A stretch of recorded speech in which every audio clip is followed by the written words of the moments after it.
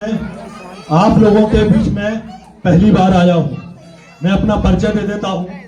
मेरा नाम लोधी कृष्णा राष्ट्रवादी। आपके पास जो डिवाइस है उसके पास गांव नगला खेड़ा लेदर खेड़े का रहने वाला हूं। अलीगढ़ मुस्लिम यूनिवर्सिटी, जैसे अभी हमारे सर जी बता रहे थे कि अलीगढ़ मुस्लिम यूनिवर्सिटी में हमारे ये जो देख रहे हैं आप, ये है स्वामी ब्रह्मानंद लोधी। स्वामी ब्रह्मानंद लोधी, इन्होंने जमीनें दिलवाई थी लोधियों की। किसके लिए? अलीगढ़ मुस्लिम यूनिवर्सिटी बने। और उसी अलीगढ़ मुस्लिम यूनिवर्सिटी से मैं पढ़ा हुआ हूं। मैंने वहां से एमटेक किया है। जहां पर दाखिला लेना मुश्किल होता है उस कॉलेज में जाकर के मैं पढ़ा और मेरा 96% है उस कॉलेज से एमटेक में। और उसके बाद मैं लगातार 2021 से 3 साल पॉलिटेक्निक कॉलेज है भीमपुर, वहां पर पढ़ाया। और उसके बाद मैं अपने समाज को एकजुट करने और अपने समाज में जो अशिक्षा है उनके लिए कार्य कर रहा हूं। काफी जो युवा हैं वो सब लोग जानते भी हैं, लेकिन यहां पर मैं 2-3 बातों पर, जो 2-3 विषय हैं उन पर अपनी बात रखना चाहता हूं। आज मैं आपके बीच में आया हूं, भैया ने बुलाया और मुझे सबसे ज्यादा खुशी हुई कि इस प्रोग्राम में हमारी माताएं, हमारी बहनें बैठी हुई हैं। क्योंकि जब भी मैं देखता हूं हम लोग कितना भी बड़ा प्रोग्राम कर लें, आज हमने डिवाई में कम से कम 1000-1500 लोग रहे थे और डिवाई से लेकर के भीमपुर दोराए तक वीरांगना अवंती बाली लोधी की शौर्य यात्रा निकाली। उसमें भी हम लोग शायद 1-2 महिलाएं थी और महिलाएं नहीं थी। हमारी महिलाएं या हमारी बहनें ऐसे कार्यक्रमों से दूर रहती हैं। मैं पूछना चाहता हूं, जो हमारी महिला बहनें बैठी हैं, ये जो वीरांगना अवंतीबाई लोधी की आज प्रतिमा देख रहे हैं, आज से पहले क्या आप जानते थे वीरांगना अवंतीबाई लोधी कौन है? सच सच बताना ईमानदारी से, आप जानते थे वीरांगना अवंतीबाई लोधी कौन है? कुछ जो बहनें हैं वो जानती हैं, बाकी हमारे समाज में ऐसा नहीं है कि वीरांगना अवंतीबाई लोधी के विषय में भी हम लोग कुछ जानते हैं। एक और सवाल मैं पूछूंगा, आप लोग इतने लोग बैठे हैं, बहनें हैं, दादा खड़े हैं, हमारे युवा साथी हैं, आप लोग हाथ उठा के बताना कि आप में से कितने ऐसे बच्चे हैं जो हमारी बहनें हैं या युवा साथी हैं जो बीटेक कर रहे हैं। हाथ उठाना। कोई है बीटेक कर रहा हो? अच्छा, चलिए, पहला सवाल। दूसरा मैं पूछना चाहता हूं, कितने ऐसे बच्चे हैं जिनमें से जो बच्चे या बहनें हमारी बीएससी कर रही हूं? हाथ उठाइए। तीसरा था, हमारे कितने ऐसे साथी हैं, युवा साथी या हमारे जो बच्चे हैं या जो हमारी माता हैं जिन्होंने लॉ कर रखा हो, LLB? नहीं है। एक और पूछ लेता हूं, कितने ऐसे हैं जो डॉक्टर हैं या डॉक्टरी की तैयारी कर रहे हैं या पढ़ रहे हैं? चलिए, बहुत अच्छा, एक तो है GNM। बहुत बहुत धन्यवाद, आपने GNM किया है, लगातार प्रयास कीजिए।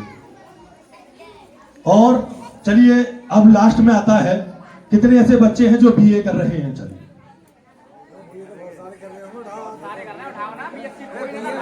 BA वाले हाथ उठाओ। BA, चलिए। अब मैंने आपसे ऐसा क्यों पूछा? मैं यहां पर किसी की बेइज्जती थोड़े ना करने आया हूं। सबसे पहले मैंने अपना परिचय दिया और ऐसा नहीं था कि मैं बचपन से बहुत ज्यादा पढ़ने में बहुत ज्यादा था। कुबेर इंटर कॉलेज है, वहीं से मैंने इंटर किया है और एक बार में नहीं, 2 बार में मेरे से इंटर हो पाई है, ईमानदारी से बता रहा हूं। लेकिन इसके पीछे मैं एक कहानी जरूर बताऊंगा आप लोगों को। आपने सब बच्चों ने सुनी होगी वो कहानी बचपन में, कि एक कौवा था, प्यासा था। एक कौवा प्यासा था और पूरे जंगल में भटकता है कि उसको पानी मिल जाए, कहीं से 2 घूंट पानी मिल जाए और मैं उससे अपनी प्यास बुझा लूं। तो वो देखता है, जब चारों तरफ घूमता है तो एक घड़ा दिखाई देता है। उस घड़े में जो पानी है वो काफी नीचे है। अब वो देखता है, भाई इसमें पानी कैसे पीऊं? वो लगातार चोंच डालता है और उसमें पानी नहीं पी पाता। अब वो सोचता है, मैं क्या करूं? ये कहानी सुनी है आपने? तो वो लगातार क्या करता है, छोटे छोटे कंकड़ों को बीन करके उसमें घड़े में डालता है और लगातार घड़े में डालते डालते डालते कुछ समय बाद क्या होता है, पानी ऊपर आ जाता है और वो अपनी प्यास बुझा लेता है। अब बताइए मैंने ये कहानी क्यों पढ़ी? आपने भी पढ़ी है। दो चीजें आती हैं इस कहानी में। पहली, वो प्यास थी, उसको प्यास लगी थी, इसलिए उसने क्या किया, सबसे पहले क्या किया, खोजबीन की कि कहीं मुझे पानी मिल जाए और मैं अपनी प्यास बुझा लूं। तो सबसे पहले उसके अंदर क्या जगी, प्यास जगी, और उसने ढूंढना स्टार्ट किया। अगर वो ढूंढता ही नहीं तो क्या पानी मिल जाता? दूसरा, जब पानी मिला तो उसने देखा ये तो पानी तो बहुत नीचे है, और उसने फिर कंकड़ डालना शुरू किया। अगर वो चाहता है यार मेरे तो किस्मत में नहीं है, मैं नहीं पी पाऊंगा, मेरी ऐसी फूटी किस्मत, पूरे जंगल में ढूंढा पानी नहीं मिला, और पानी भी मिला तो इतना नीचे। तो लेकिन उसने क्या किया, फिर प्रयास किया, लगातार प्रयास करते करते जब पानी ऊपर आ गया तो उसने पी लिया।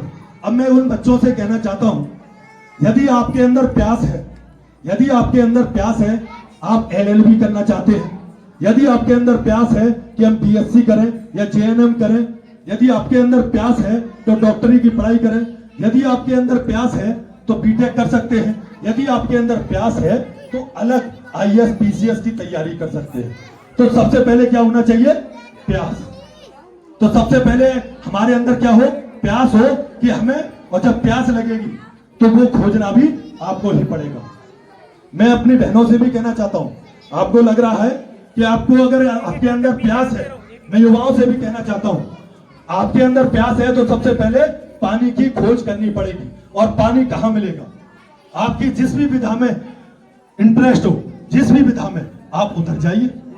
और मैं आपको जो बता रहा हूं, यदि आप, मैं इन बातों को क्यों कर रहा हूं उसके पीछे कारण भी बताऊंगा। मैं आज जो मैं बात कर रहा हूं, क्योंकि मैं यहां से खड़े होकर के बड़े बड़े भाषण दे करके चला जाऊं और मैं अपने समाज का, यानी कि जिस प्रकार से हमारे समाज का लोग शोषण करते आए हैं, कुछ लोग नेता आते हैं, बनते हैं और समाज को बहकाते हैं और समाज उसी में पड़ जाता है, और समाज को बड़े बड़े नारों में बोल करके कि हम ये दिला देंगे, और जब अंतिम दिन आता है वोट के रूप में तो हमारे जो बुजुर्ग हैं उन्हीं की जेब में या तो पौआ डाल देंगे और या डाल देंगे 500 रुपए का नोट, और अगली बार जाते के साथ ही बिना कुछ सोचे समझे हम बटन दबाते हैं नहीं दबाते। तो सबसे पहली बात कि हम लोगों को अपने अंदर प्यास जगानी पड़ेगी, क्योंकि मैं देख रहा हूं ये हमारी माता बहना ये कम मेहनत नहीं करती, ये मेहनत बहुत ज्यादा करती है। हमारी बहनें भी करती है, खेतों में काम करती है, जबकि एक पढ़ने वाला व्यक्ति जो बच्चा होता है वो 7-8 घंटे पढ़ लिया, 6 घंटे पढ़ लिया, मात्र 6 घंटे पढ़ने पर भी वो IAS PCS बन सकता है, या डॉक्टरी की पढ़ाई कर सकता है, या फिर इंजीनियर बन सकता है। लेकिन हम 6 घंटे से ज्यादा अपने खेतों में मेहनत करते हैं, लेकिन जब खेतों में मेहनत करते हैं तो हमें उसका रिजल्ट कुछ नहीं मिलता। हम क्या रह जाते हैं, अनपढ़, और अनपढ़ रह जाते हैं तो उससे क्या होता है, कोई आता है, जैसे अभी जब मैं आया तो कुछ लोगों ने बोला कि हमारे क्षेत्र के युवा उभरते हुए लोधी कृष्णा राष्ट्रवादी आ चुके हैं। चलिए, पहली बार हुआ कि कम से कम आपके समाज का ही व्यक्ति आपके बीच में खड़ा है।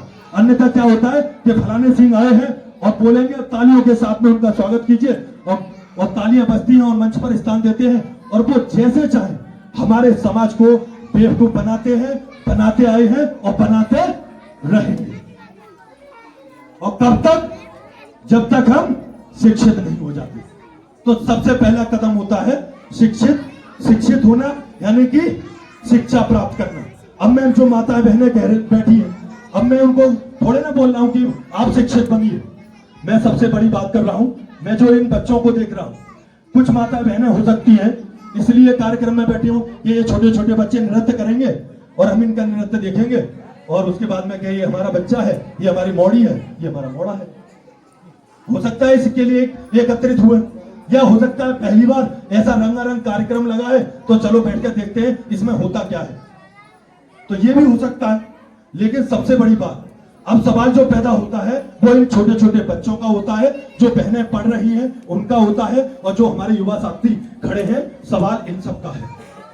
क्योंकि मैं समझता हूं जो बुजुर्ग हैं उनका तो समय जा चुका है, उन्होंने तो जैसे करके खेती करके मजदूरी करके अपना समय काट लिया है। अब जो बच्चा समय रहता है चारपाई पे पड़े रहते हैं, और किसी प्रकार से भी थोड़ा सा शाम को ट्विन टावर या मिस इंडिया का इंतजाम हो जाए तो बस घाट पे पड़े पड़े ही आराम से वो लगा लेते हैं। बस इतना काम रह गया है, इससे ज्यादा और अधिक काम नहीं।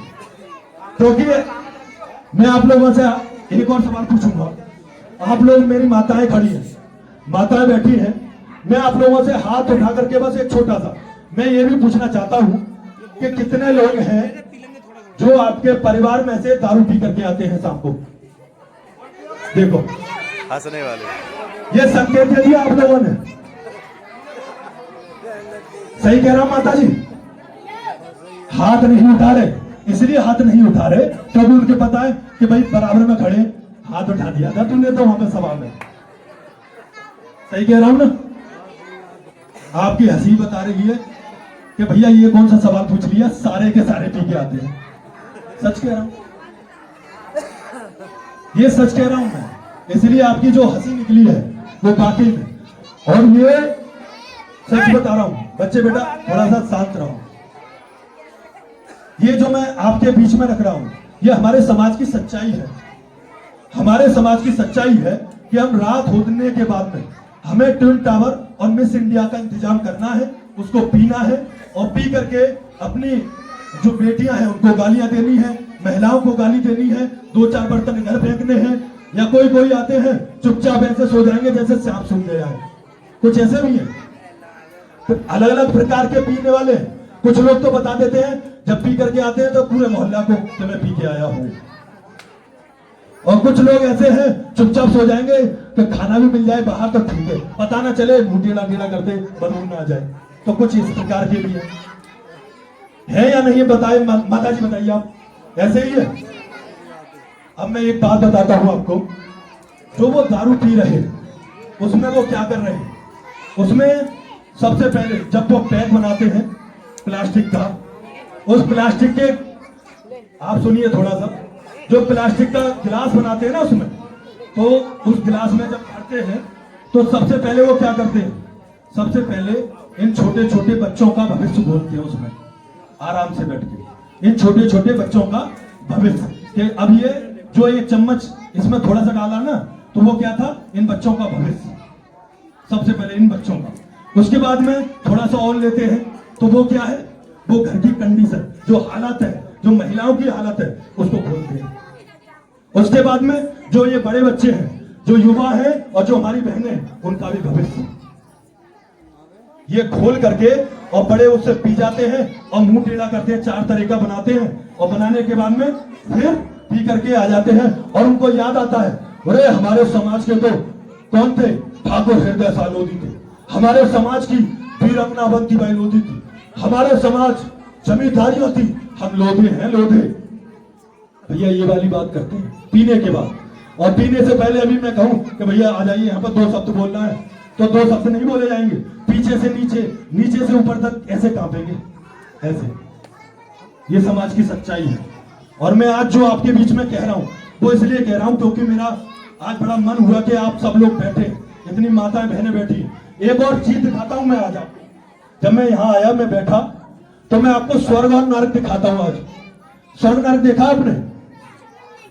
स्वर्ग और नरक देखा है आपने? देखा है? नहीं देखा? चलो मैं दिखा देता हूं। मेरा नाम कृष्णा है। चलो स्वर्ग और नरक भी दिखा देता हूं आपको। स्वर्ग और नरक, और ज्यादा दूर नहीं है आप लोगों से, मात्र 1 किलोमीटर की दूरी पर है स्वर्ग और नरक। आप बताइए, किसी को पता चला? 1 किलोमीटर दूरी पर स्वर्ग है और 1 किलोमीटर दूरी पर ही नरक है। दोनों आपको मैं दिखा देता हूं। किसी ने देखा हो तो बताइए। भैया गलत बात तो ना लग रही है आप लोगों को? स्वर्ग और नरक में 1 किलोमीटर दूरी पर दिखाता हूं। जो हमारी माता हैं, बहनें हैं, हमारे युवा साथी हैं, जो बुजुर्ग हैं, जो अभी तक नहीं देख पाए हैं क्योंकि उन्होंने भंडारे भी करा लिए हैं, ठीक है, बड़ी बड़ी भगवत कथाएं भी करा ली हैं, सारी चीजें करा चुके हैं और स्वर्ग नरक नहीं हाथ लगा। लेकिन मैं बता देता हूं आपको, स्वर्ग और नरक 1 किलोमीटर दूर है। यहां से जाइए, जब यहां से सड़कों से निकलेंगे ना तो मेन सड़क पर आएंगे आप। मेन सड़क देखिए आप सब लोगों ने। फिर मेन सड़क पर, आपकी मेन सड़क पर एक कॉलोनी का गेट बना हुआ है, देखा है आपने? और उसके अंदर जाइए आप, वो स्वर्ग है, वो है स्वर्ग। उसमें कौन रहता है? पढ़े लिखे लोग। कितने लोग ही रहते हैं उसमें? बताइए, कितने लोग ही रहते हैं उसमें? कैसी वीआईपी जीवन बिता रहे हैं? क्यों? क्योंकि बीटेक किए हुए हैं, मतलब इंजीनियरिंग किए हुए हैं, तभी तो भैया रहते हैं। पता है, गिने चुने लोग रहते हैं। तो उसके मकान देखे हैं आप लोगों ने? उनके बच्चों को देखा है? ये बच्चे खेलते हुए पहुंच जाए ना वहां, तो वो जो सिक्योरिटी गार्ड बैठा रहता है ना, तुरंत बात, चलो भाई कहां से आए हो, ढकने ला, चलो बाहर निकलो यहां से। होता है या नहीं होता? उसके गेट देखते हैं हम, अरे भाई कितना बढ़िया पार्क है, छोटे छोटे बच्चे अपने जो माता पिता है अकन्नी उंगली पकड़ के ऐसे घुमा रहे होते हैं। और अकन्नी उंगली क्या, कुत्ते को लेकर के घुमा रहे होते हैं। वहां तो कुत्तों की भी मौज है। स्वर्ग है ना वो स्वर्ग, जो आपके 1 किलोमीटर दूर हुई पर। और उनके बच्चे कहां पढ़ रहे हैं? सीबीएसई स्कूलों में, नरोरा एटॉमिक पावर प्लांट का जो स्कूल बना हुआ है उसमें। और क्या, दवाई फ्री, बिजली फ्री, रहने के लिए बंगला फ्री। तो बताइए स्वर्ग है या नहीं है? है स्वर्ग? दिखा दिया, बुजुर्गों ने देख लिया थोड़ा सा स्वर्ग कहां है। मेरी माता बहने बताएं, स्वर्ग देख लिया आप लोगों ने? ये स्वर्ग है। और नरक कहां है? उस गेट के सामने आइए, फिर थोड़ा सा इस रास्ते से होते हुए एक ढकनगला में प्रवेश कीजिए। तो इस ढकनगला में आएंगे तो ये नरक ही तो है। क्योंकि मैं पूछ रहा हूं, ना तो किसी के अच्छा परिवार, अच्छा मकान बना हुआ है, ना बच्चे पढ़े हुए हैं, ना घुमाने लेकर के जाते, ना बिजली फ्री, ना दवाई फ्री, ना शिक्षा फ्री। तो बताइए ये नरक है या नहीं है? हमारी ये माताएं बहनें लगातार काम कर रही हैं, और ये जो बुजुर्ग हैं, जो नौजवान हैं, वो दारू पी रहे। तो नरक है या नहीं है? बताइए। हो गए नरक और स्वर्ग के दर्शन? हो गए स्वर्ग और नरक के दर्शन?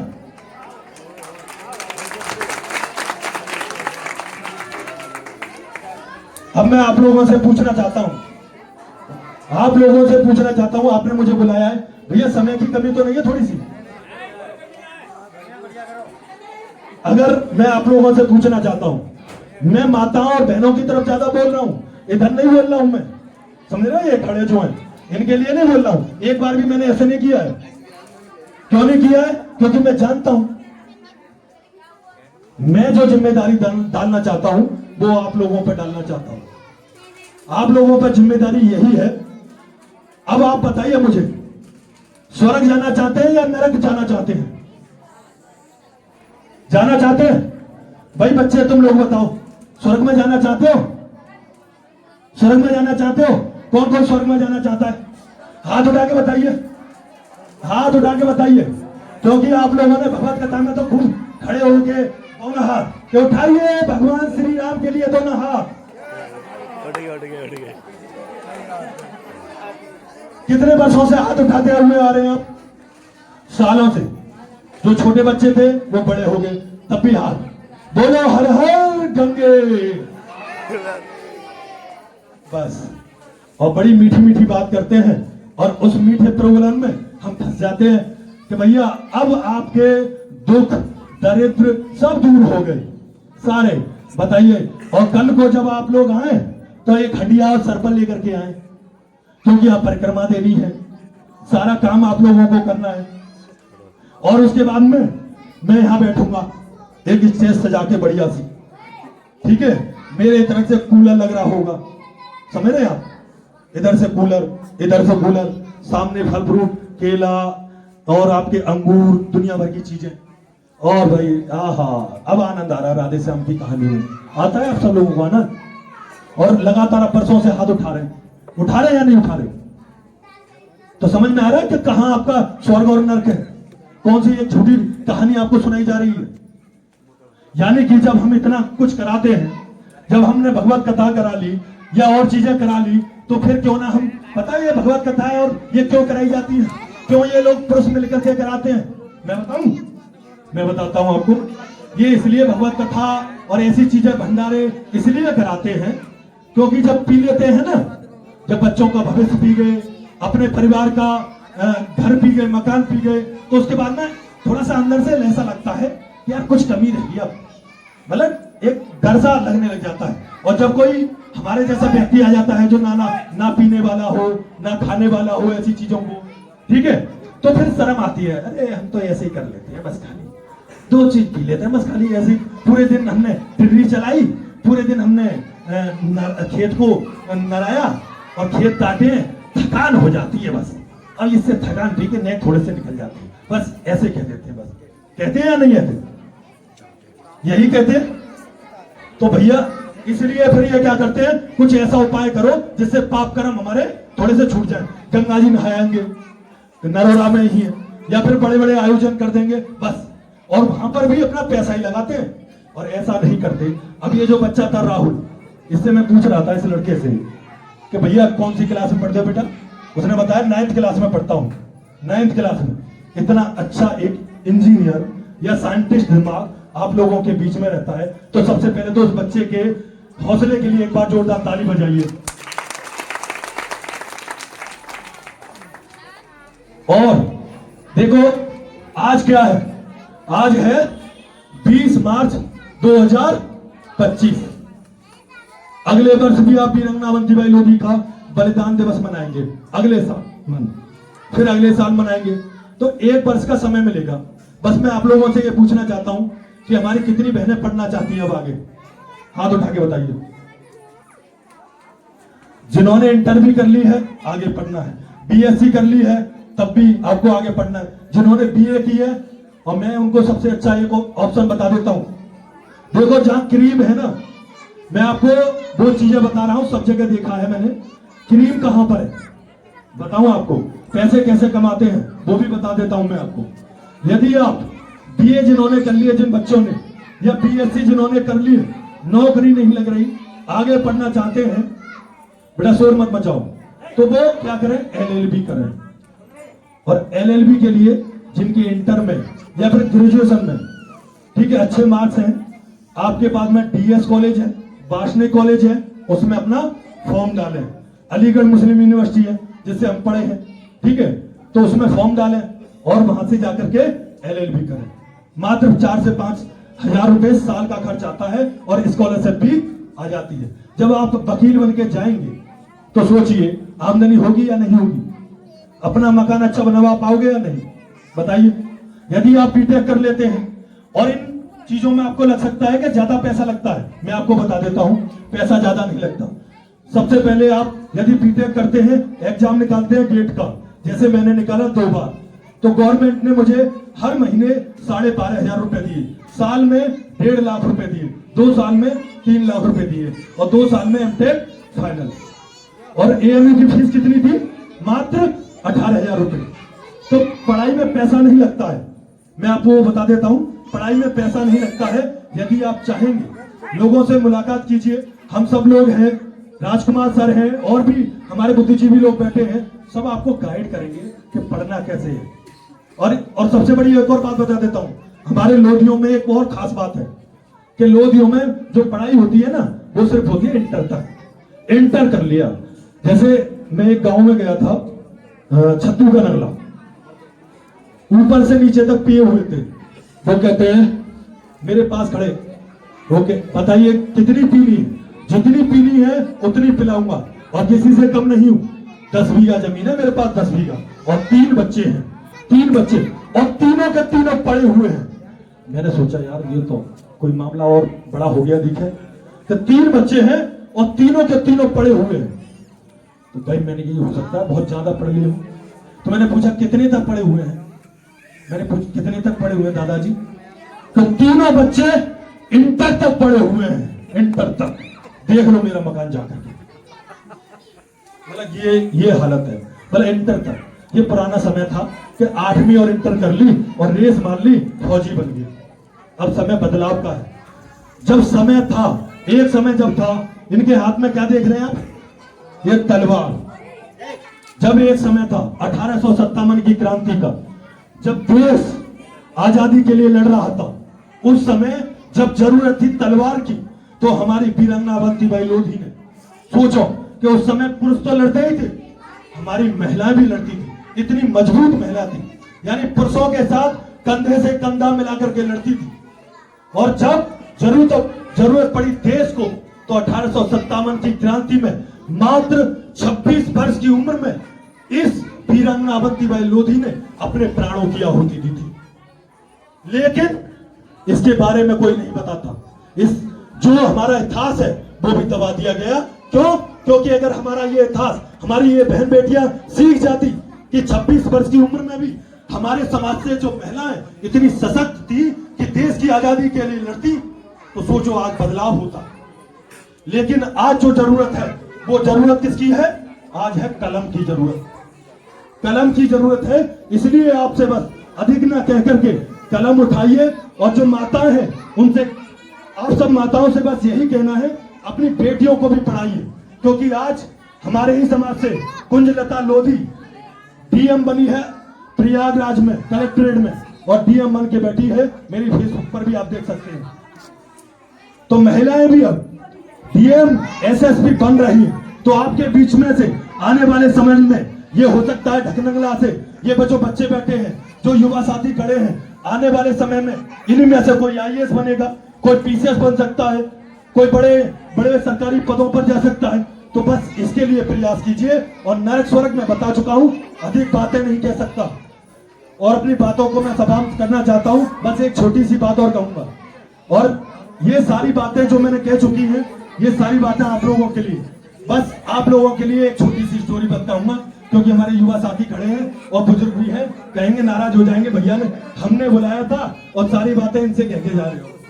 तो भैया मैं आप सब लोगों से बस इतनी बात कहूंगा, एक छोटी सी कहानी और छोटी सी। एक जंगल में आग लगी थी। एक जंगल में आग लगी हुई थी पूरे में।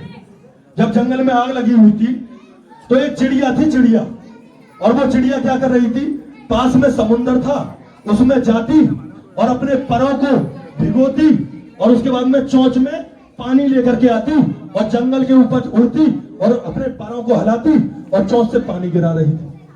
फिर जाती दोबारा जाती और फिर पैरों को भिगोती और चोंच में पानी भरती और जंगल के ऊपर फिर से छिड़कती। अब बता देता हूं, अब ऐसे ही लोग थे जो बंदर थे। अब बंदर क्या देख रहे थे कि बंदर बैठा बैठा देख रहा था, हंस रहा था, और बड़ा तफरीबाज एकदम से बंदर, और पीट पीट के छाते कह रहा, ये देखो यार चिड़िया, ये जंगल की आग बुझा देगी। मतलब वो सही बात है ना। तो अब कह रहा है कि ये चिड़िया देखो, ये चोंच में पानी भर के क्या जंगल की आग बुझा सकती है? आप भी कहेंगे हाँ सही तो बात है, सही तो कह रहा था बंदर। लेकिन चिड़िया ने जवाब दिया कि जब जंगल का इतिहास लिखा जाएगा, जब जंगल का इतिहास लिखा जाएगा तो मुझे आग बुझाने वालों में लिखा जाएगा और तुम बंदरों का देखने वालों में, तमाशा देखने वालों में लिखा जाएगा। भैया तो भैया समय है, आप सब लोगों से कहता हूं भैया, समय है बदलाव का। अब समय है लोधी समाज की एकता का। अब समय है कि लोधी समाज एक हो, पढ़े लिखे और लड़े और सड़कों पर आने का। अब समय है आंखों में आंखें डाल करके बात करने का। अब समय है जो आपका शोषण करने आते हैं, जो समाज को पागल बनाने आते हैं और समाज का दोहन करते हैं, अब वो समय है कि आप लोग ऐसे लोगों का विरोध करें, अपने समाज को आगे बढ़ाएं, अपने महापुरुषों को लेकर के आगे आए। तो भैया समय है उस चिड़िया की तरह बने, ना कि बंदरों की तरह कि बस देख करके ताली बजाए भैया, कि बुरा मत देखो और बुरा मत सुनो और बुरा मत बोलो। अब समय है जा करके आंख में आंख डाल करके बात करने का। यदि हमारी किसी बिटिया की अस्मत लुट जाती है तो हमें सड़कों पर आने का। यदि किसी के साथ अन्याय अत्याचार होता है तो उसकी आवाज बनने का। यदि किसी की जमीनें लूट ली जाती हैं तो उसके साथ खड़े होने का। और वही लोधी समाज की एकता है भैया, इससे ज्यादा नहीं कहूंगा। वीरांगना अवंतीबाई लोधी, एक बार जोरदार, वीरांगना अवंतीबाई लोधी, वीरांगना अवंतीबाई लोधी, लोधी राजपूत एकता, लोधी राजपूत एकता। बहुत बहुत धन्यवाद। भारत माता की।